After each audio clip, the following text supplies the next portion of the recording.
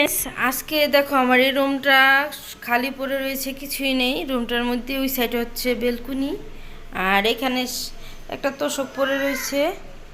আর এই তোষকটা দিয়ে এই রুমটা কি করা যায়, চলো দেখি কি করা যায়। হাই ফ্রেন্ডস, আমার এই রুমে শুধু আমার একটা তোষকই আছে, তাও অনেক আগের, ঠিক আছে, সিঙ্গেল একটা তোষক। আর এই তোষকটা দিয়ে কী করব সারাদিন চিন্তা ভাবনা করে চিন্তা করলাম যে এই রুমটা শুধু খালি পড়ে রয়েছে, কিছু একটা করা যাক।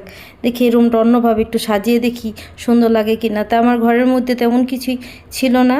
আমার বাচ্চা দুইটা খেলনা ছিল, পুতুল আর কি, টেডি বিয়ারগুলো ছিল দুইটা, আর একটা পিঙ্ক কালারের বেডশিট আমার ঘরেই ছিল।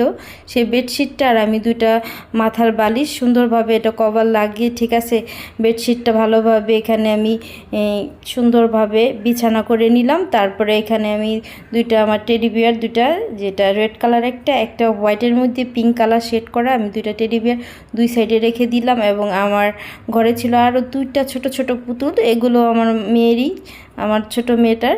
ওই পুতুল দুইটা আমি মাঝখানে রাখলাম। আর আমার একটা ফুলের টব ছিল, আমি চিন্তা করলাম যে এই কর্নারটা রাখি তাহলে হয়তো বা ভালো লাগবে। তারপরে আমার একটা ফ্লাওয়ার পাপোশ ছিল, পাপোশটা এখানে সামনে রাখলাম।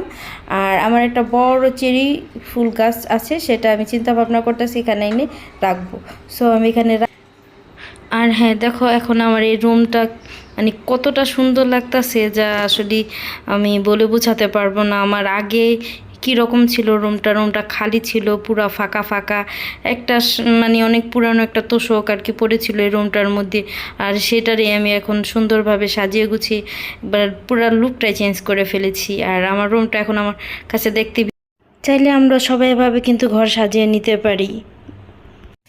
দামি দামি ফার্নিচার থাকবে এমন তো কোনো কথা নেই, সবার তো আর সামর্থ্য থাকে না।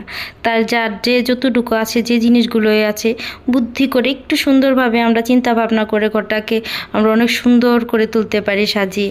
যাই হোক, আজকের মতন এখানে ভিডিওটা শেষ করে দিচ্ছি। ভিডিওটা যদি ভালো লাগে তাহলে অবশ্যই like, comment, share and subscribe করে আমার পাশে থাকবে। আল্লাহ হাফেজ।